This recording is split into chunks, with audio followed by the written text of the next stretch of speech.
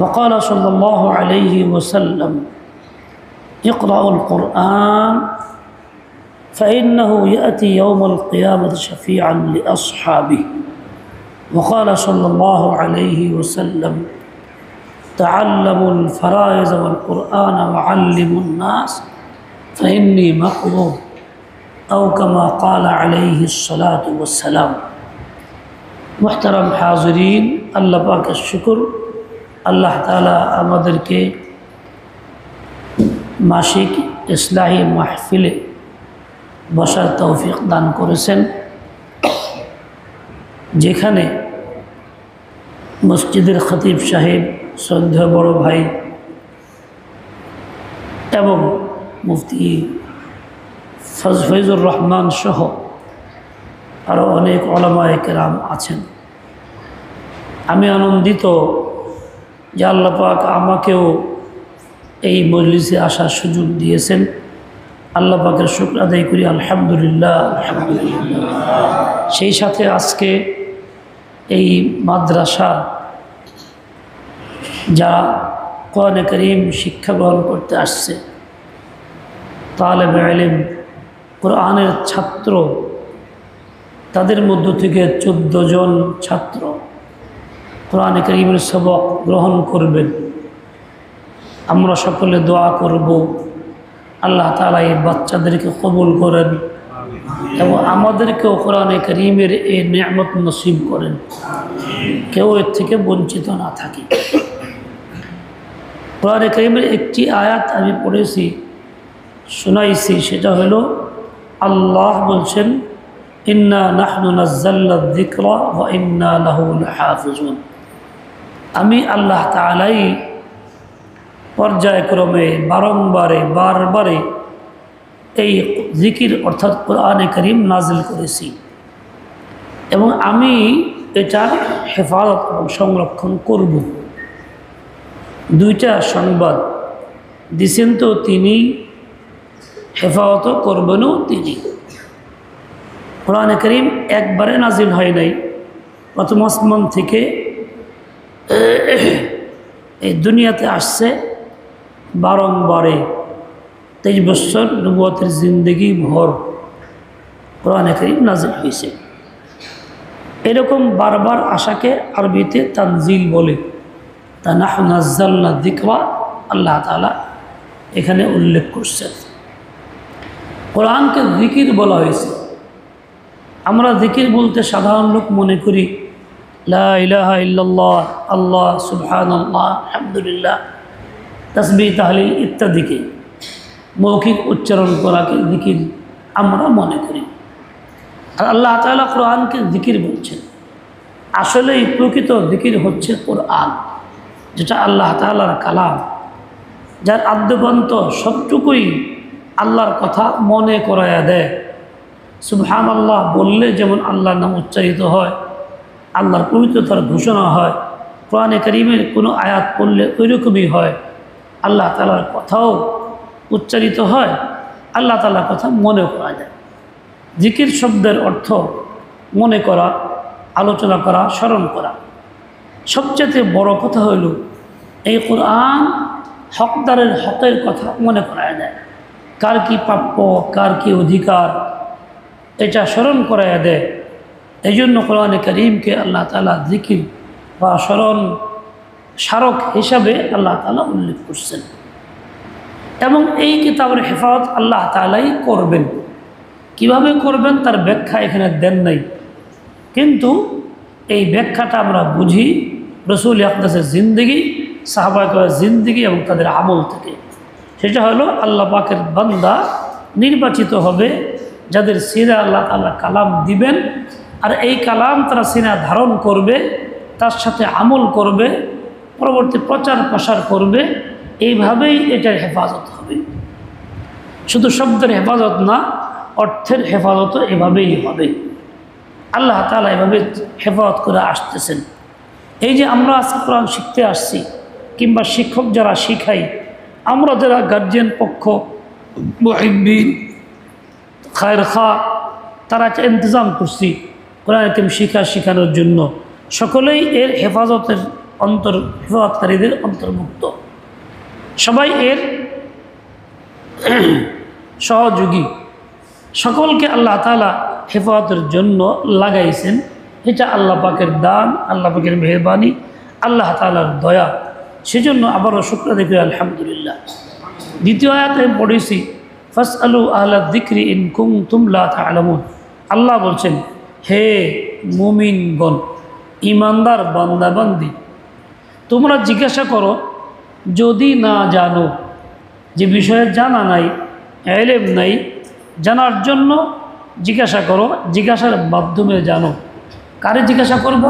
আহলা যিকরি, যার কাছে এই যিকির বা কোরআনে কারীমের ইলম আছে, যিনি এটা শুদ্ধ করে পড়ছেন, বুঝা পড়ছেন, যোগ্য আলেম হয়েছেন। কোনো আলেমের নিসবত তার কাছে আছে, কোনো আলেম তাকে সনদ দিয়েছে যে হ্যাঁ তুমি উপযুক্ত হয়েছ, তুমি এটা পড়তে শিখছ, তোমার অভিজ্ঞতা হয়েছে, এমন সব সনদপ্রাপ্ত আলেমকে জিজ্ঞাসা করো। যে কোনো বিষয় না জানা থাকে তার থেকে জানো। নিজে ব্যক্তিগতভাবে চিন্তা চেতনার মাধ্যমে ব্যক্তিগত গবেষণা বা ফিকির কইরা তুমি সেটা মতামত দিও না, আমলও করতে যাও না। তোমার ইলমের জরিয়া এবং মাধ্যম হচ্ছে সুয়াল, জিজ্ঞাসা। আজকে আমরা যারা সমাজের মধ্যে বিভিন্ন আসবাব উপকরণ থেকে এই ইলম শিখতে চাই, মোবাইলে, নেটের মাধ্যমে, আর কত কি প্রোগ্রাম আছে, এই সব থেকে আমরা শিখি, জানার চেষ্টা করি, আবার কেউ গবেষণাও করি। বলে ব্যক্তিগত গবেষণা, ব্যক্তিগত এই ধরনের উদ্যোগে ইলম শিখা গ্রহণযোগ্য না, যেহেতু এটা প্রকৃত ইলম শিখা নয়। এখানে বুঝের অভাব থাকবে, যোগ্যতার অভাব থাকবে, উস্তাদের রাহবরি না থাকার কারণে বেশিরভাগ জায়গাতেই পথ পিছলে মানুষ পড়ে যায়, গুমরাহের মধ্যে চলে যায়। এই জন্য এই পথ শরিয়াতে অবলম্বন করার কথা বলেন নেই। সোয়ালের মাধ্যমে, জিজ্ঞাসা করার মাধ্যমে তুমি ইলম হাসিল করো। হাদিসে পাকে আসছে ইন্নামা শিফাউল আইয়ি আস-সুআল। তুমি যে বিষয়ে জানো না, জানার জন্য তোমার উত্তম পন্থা, তোমার মনের রোগের, জাহালত রোগের উপশম, চিকিৎসা নিরসন হবে সুয়ালের মাধ্যমে, আলেমকে জিজ্ঞাসা করার মাধ্যমে। এজন্য আমরা নিজেরা কখন নিজের থেকে কোনো বিষয়ে চিন্তা করা, গবেষণা করা মতামত দিব না, আমল করব না। করব তো যোগ্য আলেম থেকে জিজ্ঞাসা করে, আলেম যোগ্য, এরপরে সেই মোতাবেক আমল করব।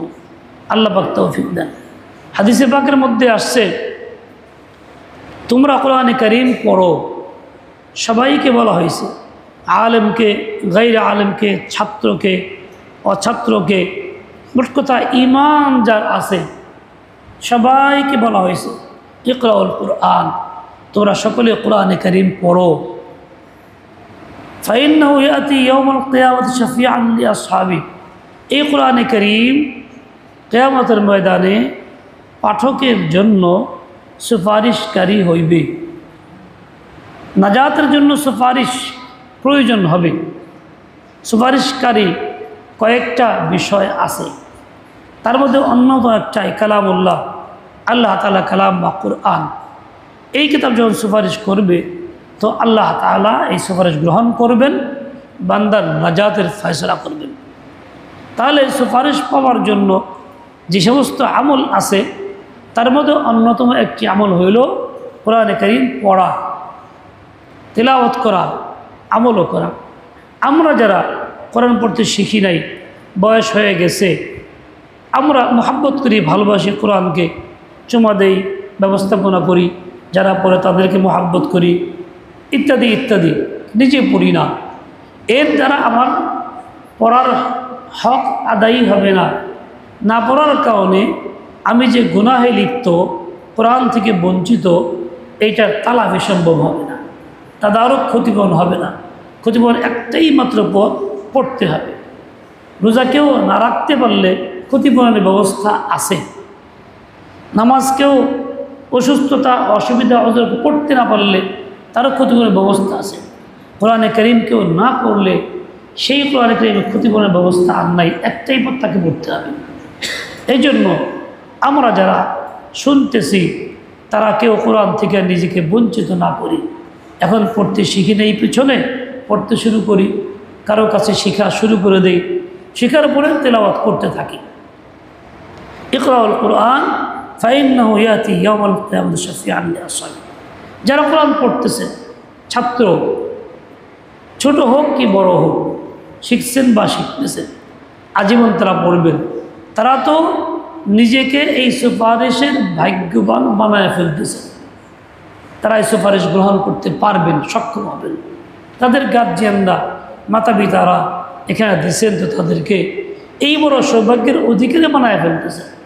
তোমরা ছোটরা যারা আসো, মনে করো না এটা পড়ার বই পড়তেছি তো পড়ে কী হবে, কী হবে এই প্রশ্ন না কইরা এটা পড়লে কি না হবে এই প্রশ্ন করব। এটা পড়লে কি না হবে, সবই হবে। এটাও হবে তার মধ্যে যে আল্লাহ পাক তোমার জন্য সুপারিশকারী বানাবেন, সুপারিশ কইরা তোমাকে জান্নাতে পাঠানো হবে। কাজে কি না হবে, এর চেয়ে বেশি আর কি চাও তুমি। চতুর্থ একটি রিওয়ায়াত করছিলাম, রাসূল আকরাম সাল্লাল্লাহু আলাইহি ওয়াসাল্লাম বলেছেন, তাআল্লামুল ফারায়েজ ওয়াল কুরআন, তোমরা কোরআনে কারীম এবং আল্লাহ পাকের পক্ষ থেকে নির্ধারিত ফরজগুলি নিজেরা শিখো, ওয়া আল্লিমুন নাস, মানুষকে শিখাও। দুইটা কাজ, নিজেরা শিখা একটা কাজ ফরজ, আবার অন্যকে শিখানো আরেকটা কাজ, এটাও ফরজ। এখানে দুইটারই বহিঃপ্রকাশ আছে। আমরা নিজেরা ছোট্ট বাচ্চারা, মাদ্রাসার ছাত্ররা শিখতেছি, আর ব্যবস্থাপকরা আমাদের শিখানোর ব্যবস্থা করতেছেন, উস্তাদগণ শিখাইতেছি। এই দুইটা কাজেরই আমলের একটা বহিঃপ্রকাশ এখানে আছে। যদিও স্বয়ংসম্পূর্ণ না, পরিপূর্ণ না, কিন্তু চেষ্টা চলছে। তাআল্লামুল কুরআন ফারায়েজ ওয়াল কুরআন ওয়া আল্লিমুন নাস। ফারায়েজ আল্লাহ পাকের পক্ষ থেকে নির্ধারিত ফরজগুলি, যেগুলি শিখা আমার একান্ত জরুরি। না শিখলে প্রথমত গুনাহগার, দ্বিতীয়ত আমল করতে পারবো না, জবাব দিতেও সম্ভব হবে না। এই কোরআনে কারীমটাকে শ্রদ্ধা করি, মহব্বত করি, আমার সামনে আছে। এই কোরআনে কারীমের সমস্ত বিষয়গুলি আমার জন্য, আমার হেদায়েতের জন্য, আমার কল্যাণের জন্য। একেবারে সূরা ফাতিহা শুরু থেকে নাসের শেষ পর্যন্ত প্রতিটা শব্দ আল্লাহ তাআলার কালাম। প্রতি শব্দে বিশ্বাস করি, ঈমান আনি। প্রতিটা শব্দের অর্থ বিশ্বাস করি, আমল করার চেষ্টা করি। মুমিনের কাজ হলো এটা, পুরা কোরআনে কারীমকে সবটুকুই পড়বে, বোঝার চেষ্টা করবে, মানবে, আমলে আনবে, কোনো একটার খেলাফ করবে না। আফসোস যে আমাদের জিন্দগির জন্য আমরা কোরআনে কারীম কথা বলি, কিছুটা মহাব্বতও করি, কেউ কিছু কিছু পড়ি, কিন্তু মানার ক্ষেত্রে বেশিরভাগই আমরা গাফলতের মধ্যে থাকি। পরিবেশটাই এমন হয়ে গেছে। দেশের প্রচলিত আইন 1762 থেকে খ্রিস্টানরা বলবৎ করছে, এক ব্যক্তির মাধ্যমে আইন তৈরি করছে।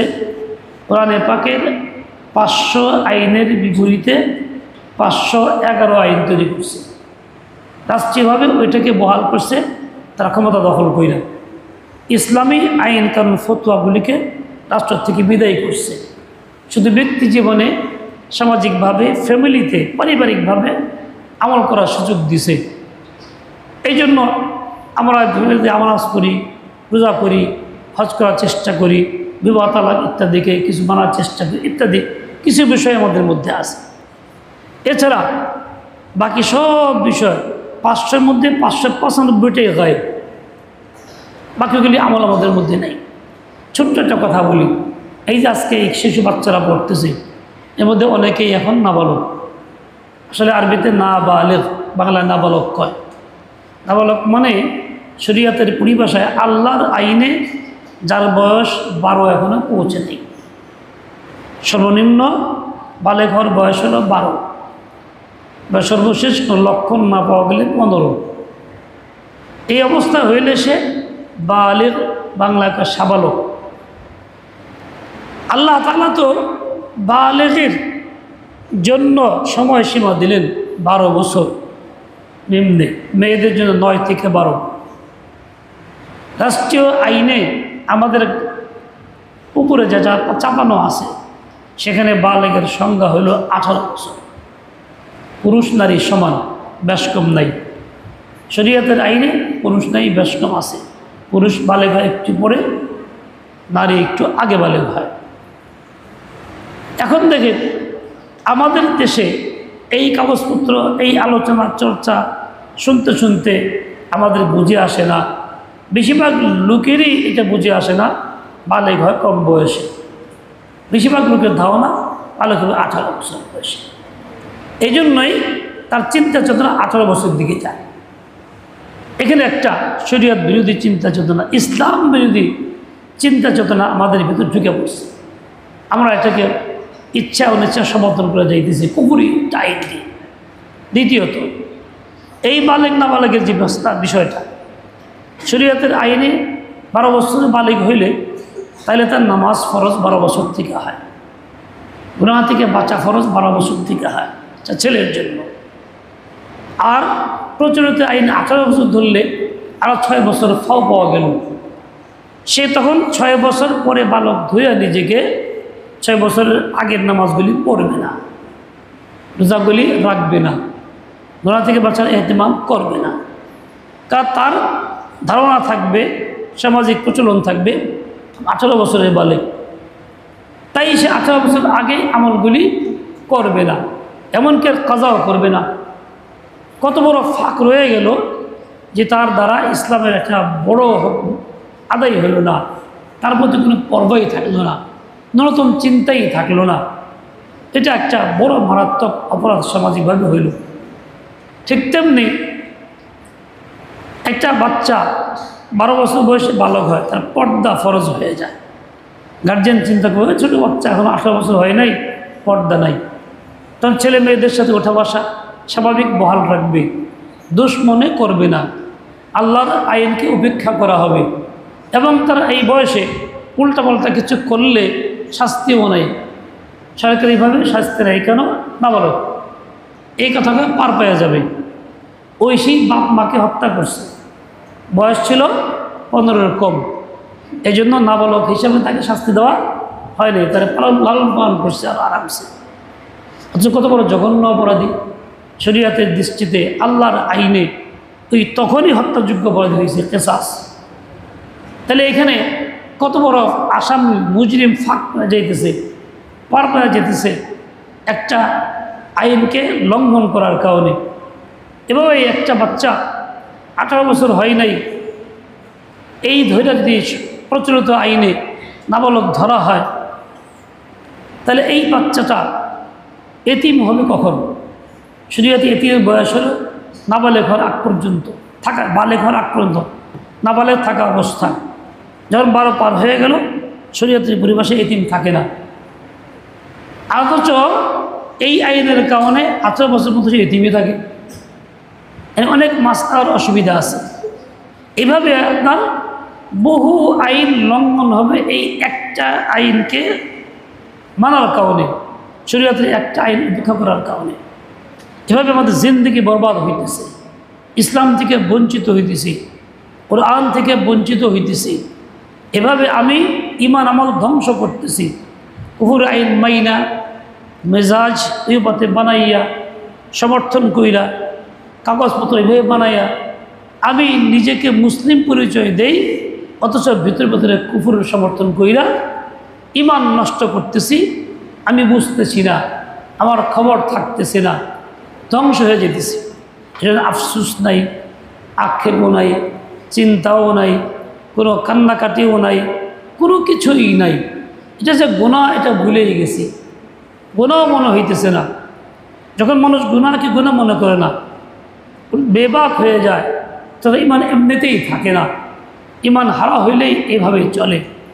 ও ভাই, এই অবস্থার প্রতিকার শুধু সাময়িক আলোচনা নয়, সাময়িক কোনো না, এর প্রতিকার হইল প্রথমে কুফরি আইনকে ঘৃণা করা, অপছন্দ করা এবং দিল থেকে এটাকে পরিবর্তন করার চেষ্টা করা, প্ল্যান প্রোগ্রাম তৈরি করা, একে অপরকে বলা, দাওয়াত দেওয়া, মেজাজ তৈরি করা, সকলকে উদ্বুদ্ধ করা এই আইনের দাবি করার জন্য, এবং এই আইন পাশ করার জন্য যেসব ব্যক্তি লাগবে তাদেরকে আবার আমরা নির্বাচিত করি, সংসদে পাঠাই, তাদের মধ্যে প্রস্তাব আসবে।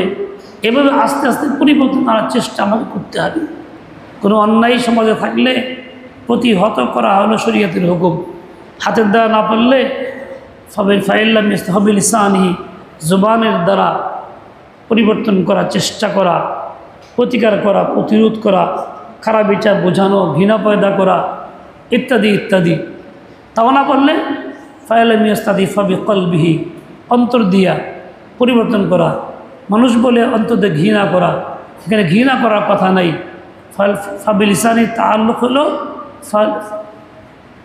ফালিয়ুগাইয়িরহু ফেলের সাথে, তার অর্থ পরিবর্তন করা। এইভাবে আমরা এটাও বিকৃত করে ফেলতেছি, অন্তর দিয়া পরিবর্তন করার চেষ্টাও করতেছি না, গাফলতের মধ্যে রয়ে গেছি। কাজে আমরা ভুলের উপরে ভুলের মধ্যে আছে। এই ভুল থেকে তওবা করা যেমন জরুরি, তওবা করা মানে আস্তাগফিরুল্লাহ এটা না, মানে যেই ভুলটা করছি ওই ভুলটাকে ওই পথে শুধরানো।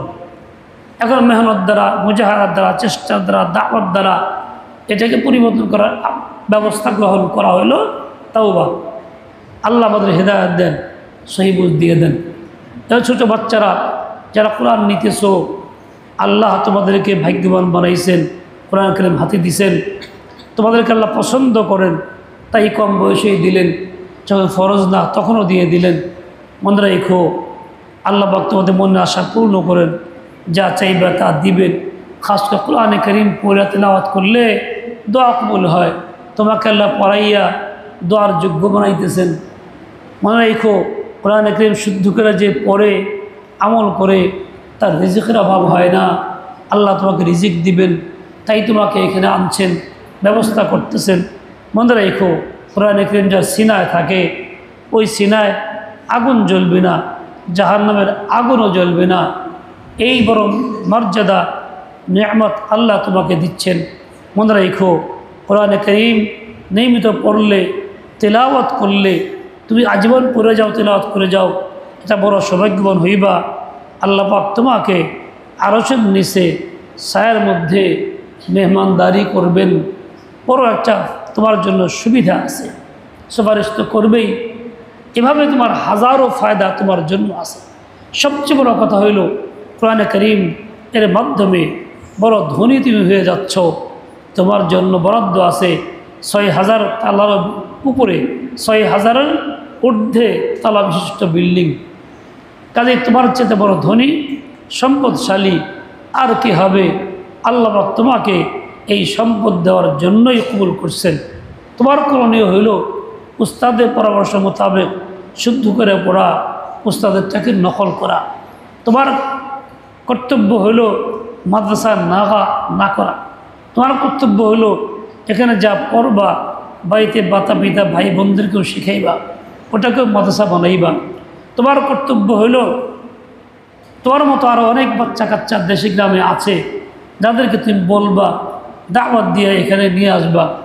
তোমার কর্তব্য হবে তুমি শুধু নিজের জন্য দোয়া করবা না, বিশ্বের সবার জন্য দোয়া করবা, জীবিত মৃত সবার জন্য দোয়া তুমি করবা। তোমার কর্তব্য হইল আল্লাহ তোমাকে যে নিয়ামত দেওয়ার জন্য আনছেন এটা বহাল থাকা, এর থেকে বের হয়ে না যাওয়া, এমন কিছু না করা যার কারণে তুমি বঞ্চিত হয়ে যাও। বিশেষ করে চোখের গুনাহ, মোবাইলে, টিভিতে বা অন্য কোনো প্রকৃতির গুনাহে লিপ্ত না হওয়া। কেননা যে সিনা আল্লাহ কালাম দিবেন, সিনাটাকে পাক রাখা জরুরি, সাফ রাখা জরুরি। গুনাহ যখন করবা সিনাটা পাক সাফ থাকবে না, ওইরকম সিনা আল্লাহ কালাম দিবেন না। যখন চান তুমি নিতেও চাও তো নিজের সিনাকে পাক করো, সমস্ত গুনাহ থেকে বাঁচো। আল্লাহ পাক তোমাকে আমাকে তৌফিক দিয়ে দেন, কবুল করেন। পড়ো বিসমিল্লাহির রহমানির রহিম। রব্বি ইয়াসসির ওয়ালা তুআসসির ওয়া তাম্মিম বিল খাইরি রব্বি জিদনি ইলমা রাব্বি টান কেন রব্বি জিদনি ইলমা রব্বিশ রাহলি সদরি ওয়াসসির লি আমরি ওয়াসসির রামুটানা পাতলা ওয়াসসির লি আমরি